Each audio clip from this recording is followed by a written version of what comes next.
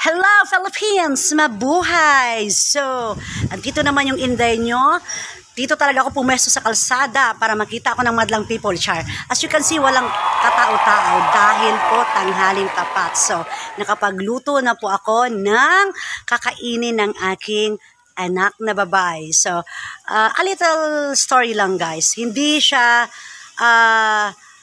mapili sa mga pagkain, pero may allergy siya sa mga malalansa like chicken.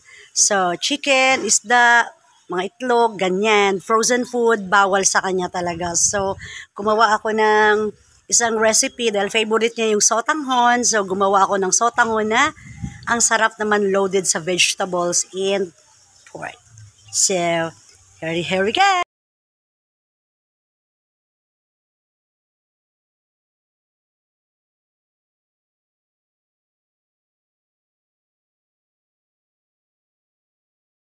So, meron tayo dito ang pork chop. So, ayan po siya. And chop suey. O, ayan, fresh na fresh yan siya. Bagong bili at kahuhugas ko lang nasa strainer pa. So, simple lang mga guys. Meron din tayong sibuyas. And then, of course, our garlic. So, kailangan talaga ng garlic sa ating pamamahay. Very important. And this Mama Sita's oyster sauce, ang ihalo natin sa ating sotanghon. And, of course, meron tayong pepper, ground black pepper, and our salt. Konti lang. So, ang gagawin natin today is ganyan, lagyan tayo ng asin, and of course, lagyan tayo ng black pepper, and kailangan nating lamas-lamasin siya kasi ipa-fry po natin yan kasi for toppings mamaya sa ating sotanghon. So, after that, pagtapos natin siyang lamas-lamasin, isa-set aside muna natin. So, meron ako ditong binabad na sotanghon. So, kailangan natin siyang ilagay muna sa water para maging soft, mabilis lutuin. So, meron na tayo itong kawali. Ilagyan ko ng mantika kasi ipa-fry muna natin yung ating pork chop kanina. So, ayan na po siya. Ipa-fry muna natin. So, need natin ng a little bit of brown. Yung golden brown naman, wag yung sunog.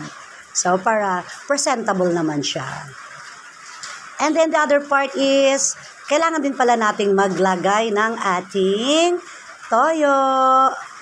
So, ayan na po siya. Tatakpan ko lang kasi tumalsik. So, sa ating sotanghon, may kasama tayong 4 cubes. And then, i-ready natin yung plate kasi malapit nang maluto ang ating pork chop. So, set aside natin siya pagkatapos. So, ito na nga po. Dinrain ko na yung ating sotanghon. So, ayan. Very white. And then po, yung ating crispy pork chop. Ayan, nakaset aside na po siya talaga. So, i-set aside natin para i-chop natin yan mamaya for our toppings and our sotanghon gisado. So, as you can see, golden brown. So, ayan na po ang ating another pan. So, kailangan natin mag-start. So, let's have to start, of course, syempre with an oil. Yung ating oil kanina pinagprituhan kasi mas masarap siya.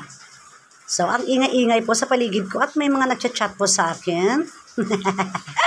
So, ayan na po si ating Ray ng Bawang. So, ayan po as usual, pipi-pipi muna, saute. So, saute is life. Pag ikaw nasa kusina talaga. So, alam niyo naman, si Inday, kailangan talaga lumabas yung kanyang aroma for our cooking deliciously. So, ayan po. Ayan, halo-halo ang inyong Inday. So, in this part, kailangan natin siyang lagyan ng ating sibuyas, of course. Ayan siya. Saute lang until translucent, of course. Sige lang, halo lang Inday. Halo portion tayo. So, iset aside muna natin yung ating bawang at sibuyas dahil ilalagay po natin sa gilid yung ating sotanghon. So, as you can see in the video, magkasama sila sa isang kawali. So, para ma-fry siya konti. At yung mga ingredients, malalasahan ni sotanghon. And then, our gulay. So, our chop suey. And that besides. So, ayan po siya. Ang galing-galing talaga ni Inday talaga. Parang nagugutom na talaga ako. So, ayan na po si Toyo. Konting toyo lang. Para at least lumasa siya sa ating sotanghon and our gulay chop suey. So, of course, kailangan natin siyang ihalo-halo syempre.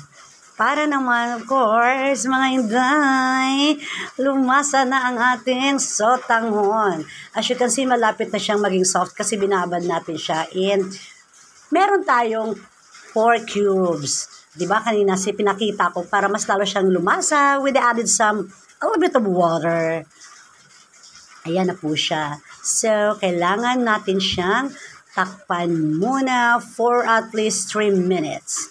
So, si ating pork chop na cut natin siya kanina. So, get ready na siya mamaya for our toppings. Kasi yung aking anak kasi very allergy sa manok. Ay, nako. Grabe na ite. So, ayan na po siya. Oh my God, malapit na siyang maluto as you can see. So, nagniningning yung ating sotanghon. So, to be followed by our oyster sauce. So, ayan na po siya mga kapatid. Parang nagugutom na ako. Excited na si Inday talaga na matapos na ang kanyang gisado dahil gutom na akage. Manghingi lang ako sa anak ko dahil actually this recipe, ito talagang niluto ko para sa anak ko. Pero nasarapan ako mga bi, kaya ako ang kakain muna bago siya. So, ayan na siya. Paluto na po talaga siya. So, oh my God. Ayan, halo-halo portion. You can see naman mga kapatid, yung ating vegetable is fresh and crunchy pa. Dahil ayoko talaga yung malata siya na very soft, very translucent yung ating gulay. No, ayoko niyan kasi mas feel ko pa rin yung crunchy. So, ayan na po siya. Malapit na tayo matapos mga kapatid. Gutom na talaga ako. So, to be toppings na siya sa ating pork chop kanina. So, ready na yung aking anak sa lamesa. Susundan ko na lang siya dahil kakain na rin ako katabi niya. So, anak, ready na yung iyong sotanghon. Ayan na po siya mga mani, mga kapatid.